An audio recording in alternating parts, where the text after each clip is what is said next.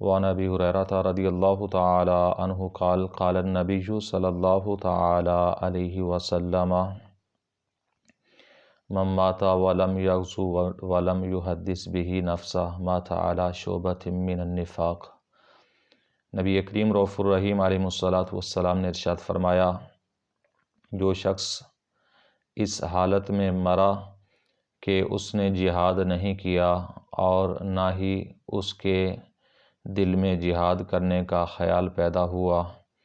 مات علی شعبۃ من النفاق، آپ علیہ الصلوۃ والسلام نے فرمایا وہ اس حالت میں مرا کہ وہ نفاق کے ایک حصے پر مرا ہے، وہ منافقت پر مرا ہے، وہ ایمان پر نہیں مرا۔ یعنی پیارے آقا علیہ الصلوۃ والسلام نے اس حدیث پاک کے اندر جہاد کا، دین اسلام کا جہاد ایک اہم رکن ہے، اس بارے میں آپ علیہ الصلوۃ والسلام نے بیان فرمایا کہ جو شخص اس حالت میں دنیا سے رخصت ہو گیا کہ اس نے کبھی جہاد کیا نہیں اور نہ کبھی جہاد کرنے کا سوچا، نہ کبھی جہاد کرنے کے بارے میں غور و فکر کیا، تو وہ اس حالت میں مر جائے گا کہ اس کا ایمان کے ساتھ تعلق نہیں ہوگا بلکہ منافقت کے حصے پر مرے گا، منافق ہو کر مرے گا،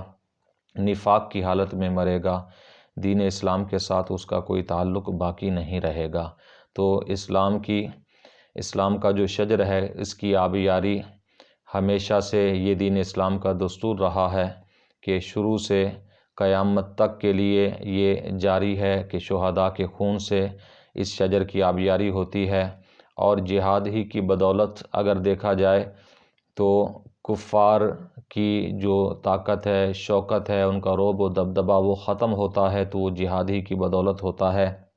اور اسلام کا نظام ان لوگوں تک بھی پہنچ جاتا ہے کہ جن لوگوں کو بڑے بڑے شیطانوں نے اپنے پراپگنڈے کے اندر اور اپنے جال کے اندر جکڑا ہوا ہوتا ہے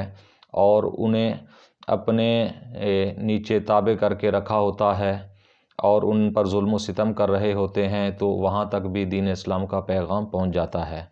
اور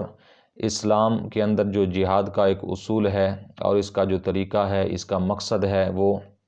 حضرت ربیع بن عامر جو حضور کے صحابی بیان فرماتے ہیں،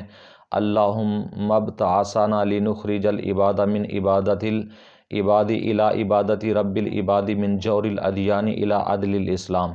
کہ اللہ نے ہمیں اس مقصد کے لیے بھیجا کہ ہم بندگان خدا کو بندوں کی غلامی سے نکال کر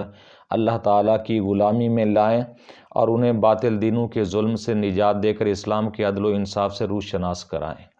یہ حضرت